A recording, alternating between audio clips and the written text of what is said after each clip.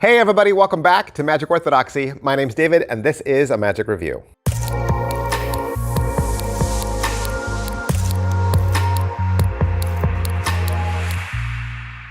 Welcome back to the channel. Thanks for being here, doing another Magic Review because that's what I do. I do Magic Reviews every single day. That's right. That's right. That's not a bad thing, that's a good thing. That's a good thing because new magic comes out every single day. New magic comes out every single day. So the only way that you can keep your finger on the pulse of what's going to be good and not good is to keep coming back here and watch the Magic Review so that you can decide for yourself. Do I want this or not? Right? I'm going to open the box, show you exactly what you're getting, give you the positives and the negatives for every single trick. Okay? And if you don't see the review that you're looking for, just use the search feature up there, type it in, and you should be able to find one of my old reviews. I probably cover it. And if I don't, hey, leave me a comment down below and make a request. Leave a comment down below and just ask, hey, are you gonna review such and such? And I always respond. I write back to every single comment. I care. Hey, do me a favor, hit like, sub, and follow, push those buttons. That helps me out a lot. So if you appreciate what I do, show me some love. That is so helpful. Today, we're gonna look at key motion from Seth Race. What is key motion? Well, it's a play on words, right? Because it's like the train, like low key motion, like locomotion, right? But it's just the key, just the key. And you're gonna lay a silver key on the palm of your hand, and with just a wave, the key is gonna lift up off your hand. It's gonna rise up off your hand. It's even gonna do a little 360 turn before it lands back down. And it all happens without magnets and without thread. I know you're thinking, it's gotta be thread. It's not thread. It's gotta be magnets. It's not magnets. Let's talk about it. All right, so let's say you pay $25 to penguinmagic.com. What are you gonna get? You're gonna get a key, one key, that's it. Just the gimmicked key. You're gonna get the gimmicked key and a 37-minute tutorial. Is it what I thought? It's absolutely what I thought. I thought it was this before I even opened the box, and I was right. So there's been other versions of this in the past. I think most famously, we all recognize it as the voodoo doll. There was a little straw man, voodoo scarecrow doll looking thing that laid on your hands, and you'd magically make it rise up. I did a review for the voodoo doll thing. It came from one of those things like Temu or AliExpress. I got it through that. And so I was kind of surprised when I found out what the answer was. And if you know what the answer is, right, if you know the secret, then you already know what I'm gonna say. Because it's the exact same trick. It is the exact same trick, except instead of a lightweight straw scarecrowy thing, you're getting a small little padlock key, a real key made out of metal, okay?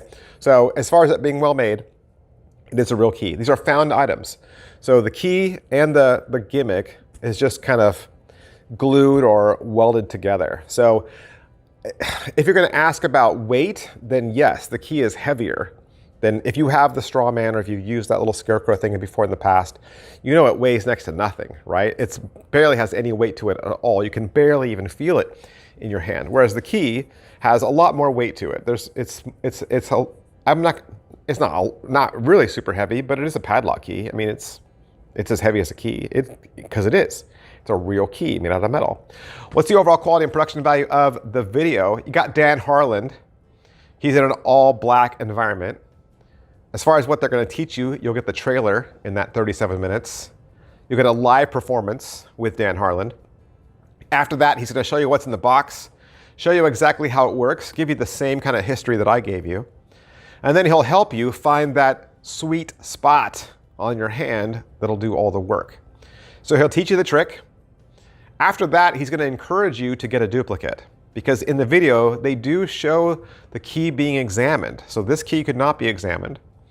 He'll encourage you to find a duplicate and also get it and your gaff cut.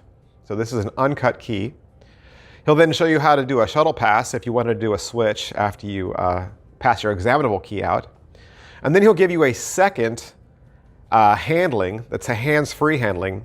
And this is done on the table using a silk and a glass.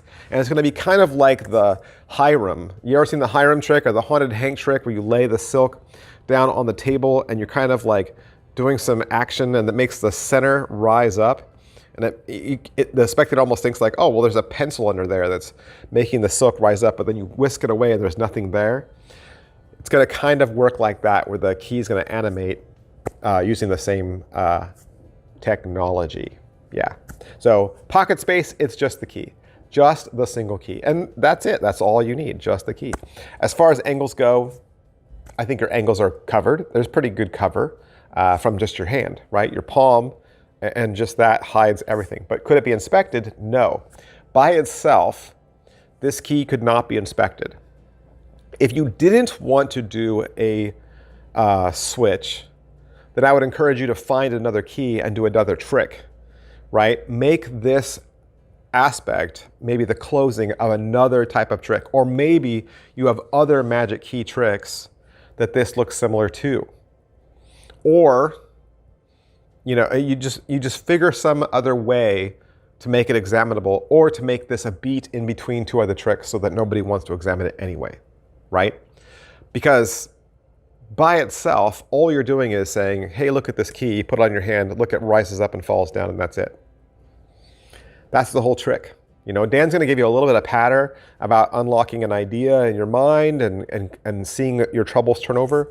But it's a very fast effect. And, you know, it just rises. It kind of like the esocentric Kennedy, right? This is a lot like esocentric Kennedy, except instead of using a playing card, you're using the palm of your hand, right? It's the same gimmick, right? So I think either get a duplicate and have it examined, or work this into a bigger trick. And I would say kind of do that anyway. Otherwise, the trick's gonna go by too fast, right? It's a pretty fast trick. But as far as it being hard, you know, as far as the difficulty level, it's not difficult at all. It's not difficult at all. It just hurts. It is just painful. If you've ever done this trick before, especially with the straw man, you know it hurts. And they say, oh, it doesn't hurt after you've done it a couple times. I don't know. It kind of, maybe I'm sensitive. Maybe I'm just a big baby, but it always seems to hurt me a little bit. So, yeah. Positives, find a reason to do this, okay? It's a nice trick. It looks great. It's visual, okay? But find a reason. Don't just say, hey, watch me take this key and levitate it, because then people are going to want to grab it, right? Well, what's wrong with that key? Why is that weird? Turn this into a story. Turn this into a routine. Put this with another key routine, you know? Add it to another key routine, or a couple key routines, right? Make this just one beat in the middle of two others. Just so that it's not isolated so much that it's just, there's so much heat on it that people just want to take it and grab it. Otherwise, then yes, I would say your negatives, the key can't be examined, you need to go find a duplicate, and it's not cut, right? It's not a cut key. Man, with all the key tricks that are coming out, there have been like, what, 4 or 5 in the past year. None of them have been cut, right? None of the keys have been cut, and everybody complains about it.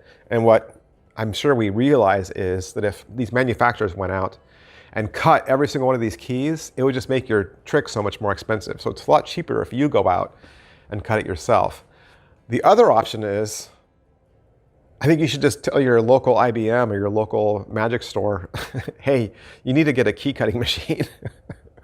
Right? Can you imagine walking into your brick and mortar and they had a key cutting machine and they sold you this? They're like, hey, by the way, if you bring your keys in, I'll cut all your magic gaps for you. That should be another thing that magic stores offer. You want these magic shops to survive, they should learn how to cut keys as well.